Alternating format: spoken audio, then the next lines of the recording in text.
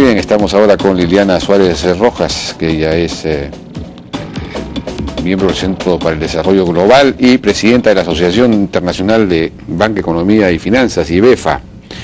Y bueno, ha venido al Perú a hacer una presentación sobre la medida en que el Perú está preparado para resistir la crisis internacional.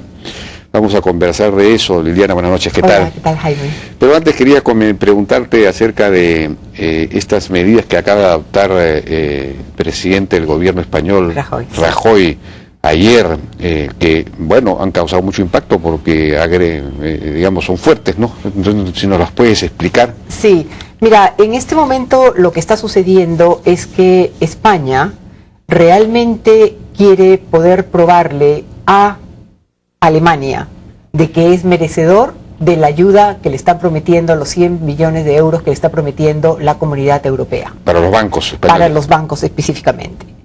Y por un lado es efectivamente un ajuste bastante fuerte, ¿no? Está tanto por el lado de gastos como por el lado de impuestos, en ambos lados. Pero por otro lado, en realidad ya no tiene más cartas que jugar.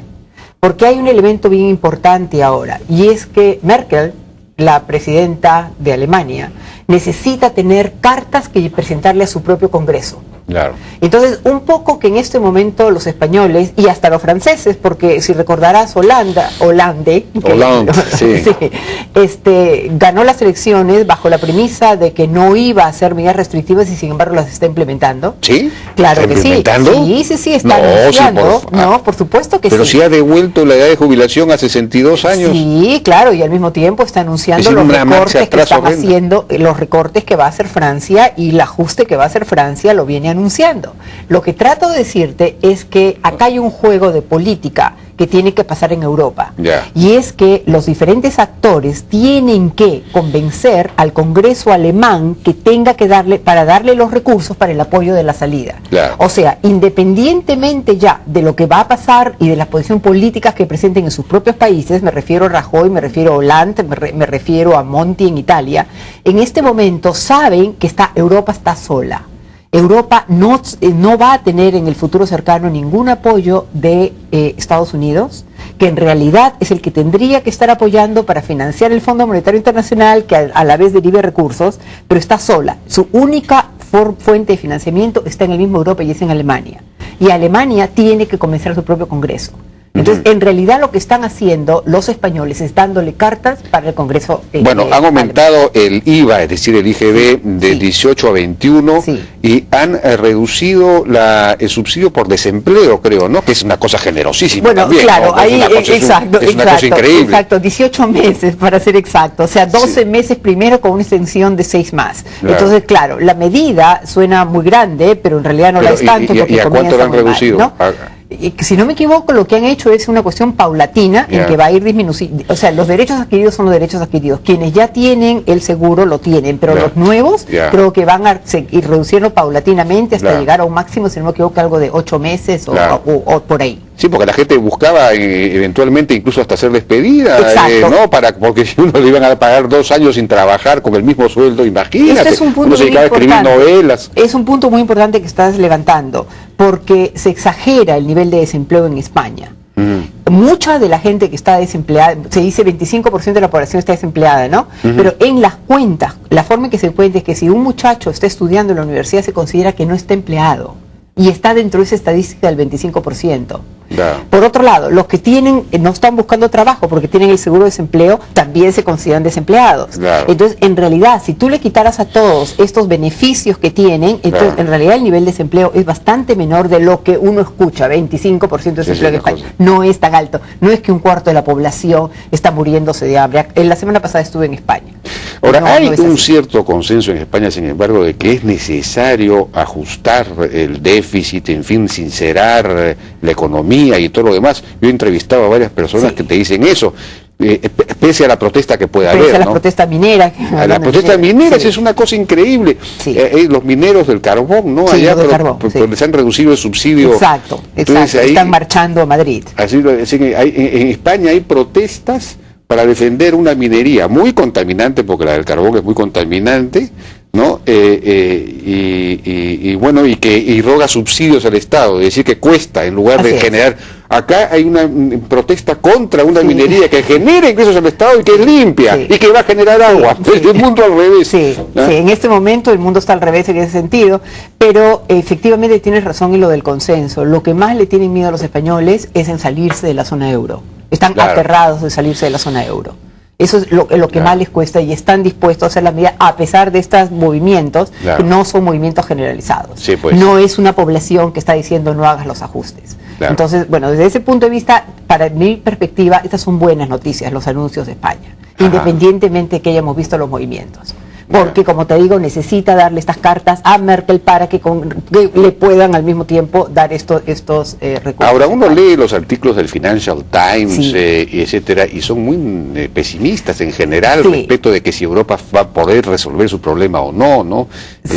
Critican mucho a Alemania, en fin, pero Alemania pues es una democracia que, como tú dices, depende de su Congreso. Justamente porque es democracia, exactamente. Sí, el Financial Times, a ver, te aclaro mi posición un poquito, ¿ya?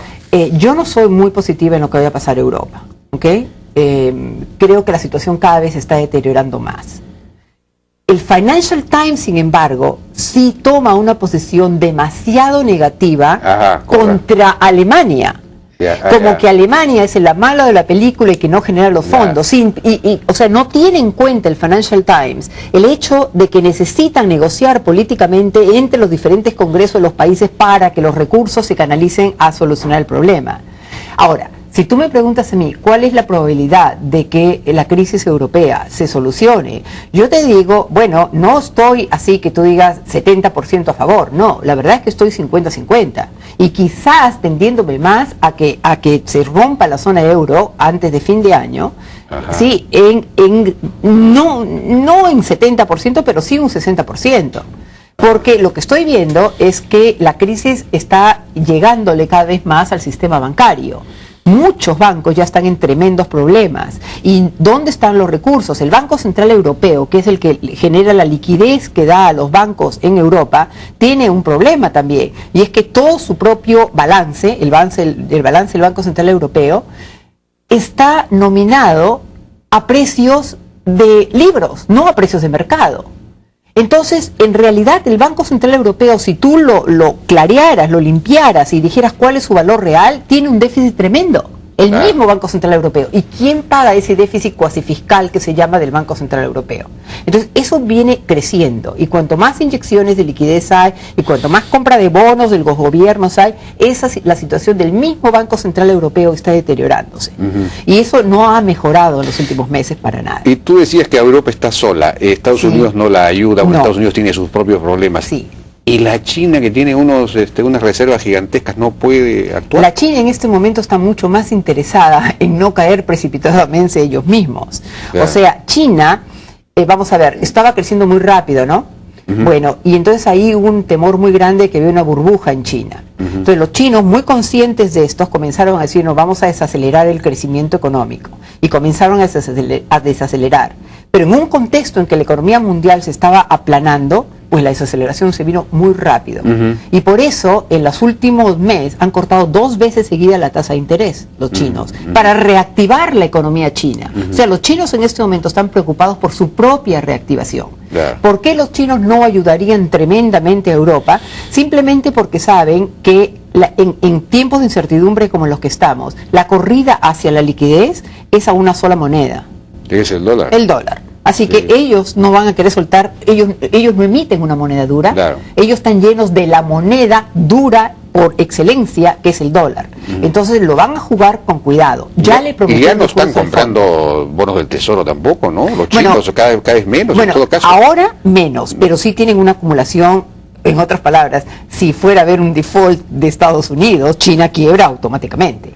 O sea, sí tienen el país que mayor cantidad de tenencia de bonos gubernamentales. Tenencia, sí, pero creo que ya no. La continua compra, la acumulación continua de reservas en este momento ha disminuido tremendamente. Tremendamente, por eso Estados Unidos tienen que ya especie de emitir casi inorgánicamente, es decir, mejor dicho, son préstamos ya directos al. Pero no lo están necesitando, claro, pero no están necesitando tanto porque hasta este momento los bancos mismos están cubriendo los que actúan en lo que se llama market makers, o sea, los que compran garantizando que se puedan vender los bonos del Tesoro, no han fallado. O sea, hasta ahora han podido colocar perfectamente. No ha habido, más bien lo que tú estás viendo es que el yield, la tasa de interés de bonos de Estados Unidos, más bien viene hacia la baja, lo cual quiere decir que el precio va hacia el alza.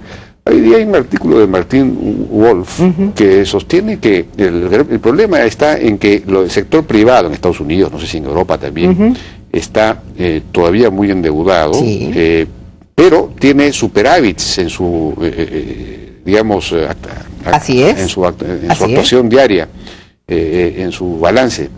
Y entonces lo que pasa es que eso significa que no está gastando, no está invirtiendo, está tratando de acumular para poder pagar su deuda, para desapalancarse. Claro. Entonces esto obliga a los estados a compensar eso con déficit fiscal.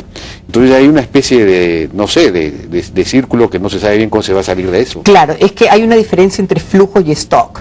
Tú tienes un stock de deuda muy grande. Entonces, para bajar ese stock de deuda, tienes que generar un flujo positivo. Es casi igual lo que hacen los gobiernos. O sea, necesitan superávit para cubrir el endeudamiento. Pero al mismo tiempo también tienen esta fuerte aversión al riesgo. Entonces, por un lado quieren pagar la deuda y por otro lado tampoco quieren consumir mucho porque no están seguros. Si tú haces el mismo tipo de encuestas que has presentado y si haces encuestas de, bueno, cómo se sienten con respecto al futuro de Estados Unidos, la gente se siente muy insegura. Entonces, en esos tiempos no consumes. Claro. Más bien disminuyes tu deuda y lo que te queda, más bien tratas de ahorrarlo un poco. Curiosamente, la tasa de ahorro en Estados Unidos está subiendo. Es lo que más le reclaman a Estados Unidos, que no ahorra, pero es el peor momento para ahorrar. Porque ahora lo que se necesita es consumir para reactivar la economía, ¿no? Entonces, pero no va a cambiar. O sea, la gente, el mundo está ahorrando. El mundo está, lo que se dice, atesorando. El mundo no está gastando. Ya no es solamente Estados Unidos, no es solamente Europa, es el mundo en general. O sea, hay una percepción de cuidado, no sé lo que va a pasar y por lo tanto me vuelvo sumamente cauteloso. Y el problema es que eso podría estar empezando a ocurrir también acá, ¿no? Mucho menos, ¿eh? Mucho menos. Bueno, vamos a hacer una pausa y regresamos ya con el Perú. Vision Center presenta para esta temporada Dandy,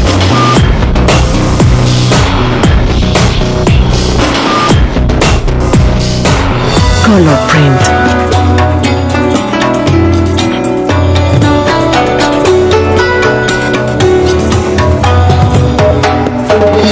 Ford is Right,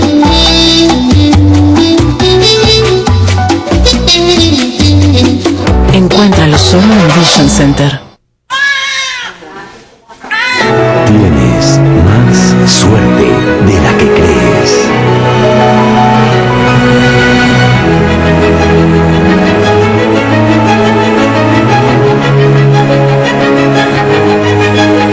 Bienvenidos todos los suertudos. La nueva cuenta millonaria, ahora además del DEPA más auto para un solo ganador, sortea viajes dobles todas las semanas. Interbank, el tiempo vale más que el dinero.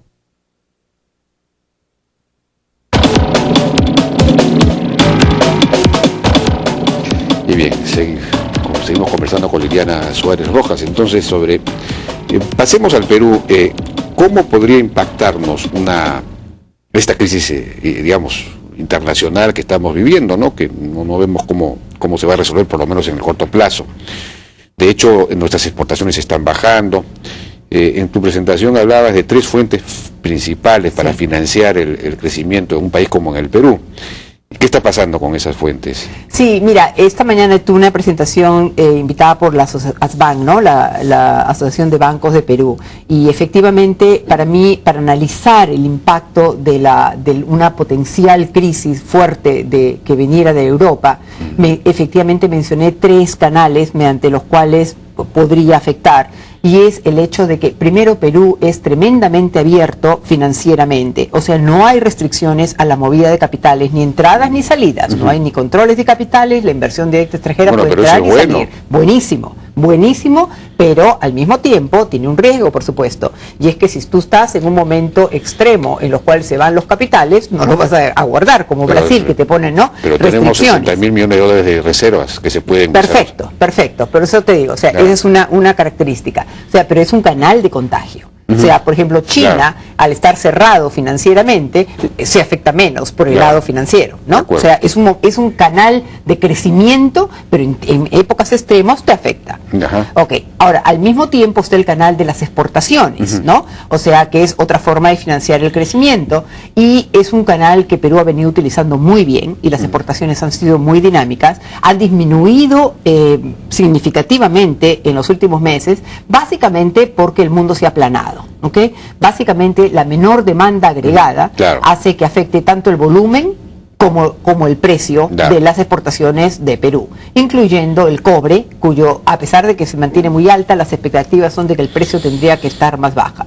Y el último es donde estamos mal, que es el financiamiento mediante el ahorro doméstico. ¿Okay? Esa fuente, las tasas de ahorro doméstico en Perú son bajísimas. En eso contrasta Perú con Asia. ¿Okay? Asia tiene... Pero si tenemos una tasa de inversión privada pública de más de 25%. Sí, pero no está financiada por ahorro doméstica. Lo que yo estaba hablando, no, claro que no. Pero por primera vez en la historia hay una fuente, que son los fondos de pensiones privados, sistema privado de pensiones, que tiene, no sé, 90.000 millones de soles de ahorros. Sí, eso es otra vez stock. Esa es la cantidad de stock que tiene acumulada, los fondos de pensiones. Yo estoy hablando del flujo de ahorro, del ahorro privado. Una cuestión que restringe el crecimiento de Perú es que el gobierno se ve siempre obligado a tener grandes cantidades de superávites fiscales para compensar la baja de ahorro del sector privado. La tasa de ahorro en Perú está estancada como alrededor del 20-22%. Y eso lo comparas con 40% en los países asiáticos. Bueno, pero los países asiáticos ya son una locura. 40%. Sí, pero es que... Pero el ahorro privado es el ahorro de las familias y de las empresas. Claro. Sí, te hablo del ahorro de las familias y de las empresas. Pero en Asia es básicamente el de las familias, creo, ¿no? No, de las empresas también. Sí, totalmente. Sí. No, es de toda la economía. ¿Y ahorran y no invierten? No, claro, sí, claro que invierten. Ahorran aquí invierten. ¿En Perú o en China? Estamos hablando en la China, cuando hablas de ahorro es ahorro-inversión. Ahorro-inversión, exacto. O sea, el ahorro doméstico se genera, se traslada hacia inversión. Lo que sucede es que en economía como Perú, por ejemplo, y en muchos países de América Latina, al ser la tasa de ahorro doméstico tan bajo, muy buena parte de la inversión está financiada por financiamiento externo, sea vía inversión directa extranjera, sea vía préstamo al exterior, sea porque las empresas colocan fondos muy baratos, las empresas grandes, sobre todo los ADRs que también colocan, o por ingresos de exportaciones netos que también están financiando el crecimiento. Lo que te digo es que si tú quieres que el país siga avanzando a una tasa alta de crecimiento constantemente, ya que has movilizado muy bien la parte externa mediante exportaciones y mediante la cuenta de capital, necesitas el ahorro doméstico. Pero para el ahorro doméstico es un tema estructural, porque en realidad lo que necesita es un tema de formalidad, o sea, es toda la población que tendría que contribuir más, pero no lo vas a obligar a contribuir, sino con los incentivos de formalización, ¿no? Que es un tema enorme. Pero Perú lleva estancado en esa tasa de ahorro más de 20 años, ¿ok? La tasa de ahorro en Perú no aumenta. Esa es una de las debilidades en Perú. No le va a afectar para nada eso. Pero tengo la sensación de que la inversión, la tasa de inversión privada ha aumentado. Claro, la inversión, no pero el ahorro. Tú dices que la parte de esa inversión viene de afuera, pero es una parte que no es No, sí, la inversión directa extranjera es muy importante pero no es más Perú. del 10% de toda la inversión. No, por supuesto, pero ¿cómo te financias? O sea, tú eres un inversionista, ¿ya? Y tienes un proyecto. ¿Qué haces para financiarte? ¿Vas y simplemente te financias con el crédito doméstico? No. Agarras y que puedes conseguir crédito hasta mucho más barato colocando papel en las bolsas internacionales y, como te digo, especialmente en ADR. O sea, las empresas más grandes se financian internacionalmente. Entonces, claro, hay acumulación de ahorro mediante los fondos de pensiones, que eso va creciendo, pero eso es un stock. Pero el país necesita su propio mecanismo de ahorro doméstico. Suponte que cerraras la economía porque hay una crisis muy grande. Y yo te pregunto, ¿hay suficientes recursos dentro del país generados como flujo, generado ahorro doméstico para financiar el crecimiento de 6%? La respuesta es no. Perú necesita del crecimiento de fuera para crecer ellos mismos. En tu presentación hablas del tema de que el Perú tiene que salir de la trampa del país de ingreso medio. Sí. ¿A qué te refieres y qué hay que hacer para eso? Ya, mira, el Banco Mundial clasifica a todos los países del mundo en 3 categorías: países de ingreso bajo, países de ingreso medio y países de ingreso alto. Un país como Perú ha pasado más o menos a la mitad de los 2000, pasó de ser ingreso bajo a ingreso medio. Brasil viene hace 30 años que está como país de ingreso medio, está estancado ahí, y entonces es como que una trampa. La pregunta es, ¿qué Perú se va a entrampar en ingreso medio o Perú va a poder dar el siguiente subida, el siguiente peldaño en el nivel de desarrollo? Ahora, ¿qué es lo que caracteriza? ¿Qué es lo que diferencia? No son las políticas macroeconómicas. En Perú yo no tengo ni un comentario negativo sobre la política monetaria y la política fiscal en este momento. Me parece que, dada la situación externa, esas me parecen muy bien. Pero tengo grandes problemas con la parte estructural de la economía. O sea, lo que hace, por ejemplo, mi principal queja son 2. Una es un sector judicial que tiene muchísimos problemas de credibilidad. Eso es un estancamiento para que la economía, para que el inversor no sea un inversor cortoplacista, sino que sea de mucho más largo plazo. También tengo otro problema, que es los partidos políticos. Porque al haber tantos partidos políticos y tanto caudillismo, eso lo que genera es que no existe, y un poco se refleja en los problemas que estamos viendo hoy día, no existen los incentivos de concertación. No están incentivos para que los 2 partidos que normalmente existen en economías desarrolladas, los 2 partidos se sientan y tengan el mismo interés en solucionar un problema. ¿Y por qué tienen los 2 el mismo interés? Porque saben que en algún momento les va a tocar estar en el poder. Esa reforma de partido de política es esencial. Y luego tenemos infraestructura, tenemos logística, tecnología. La pequeña empresa no está integrada en la cadena de producción de las empresas grandes, y las empresas grandes les falta para integrarse en la cadena productiva mundial. O sea, la cantidad de restricciones para que Perú suba el siguiente peldaño son enormes, son muchísimas. Esas son las reformas estructurales que hay que trabajar. Claro. Efectivamente, pero en general el país sigue creciendo, ¿no? El Perú sigue creciendo, el Perú va a seguir creciendo. Yo soy muy positiva de este año y el próximo. Pero suponiendo que no hay crisis, tú me dices, Perú puede seguir creciendo al 6-7% de aquí, en los siguientes 10 años, yo te digo, no, se va a encontrar con estos obstáculos que acabo de mencionar. Y estos problemas de violencia...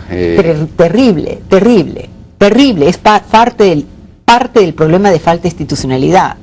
O sea, tienen un impacto muy fuerte afuera. Terriblemente fuerte. Eso es lo que buscan, pues.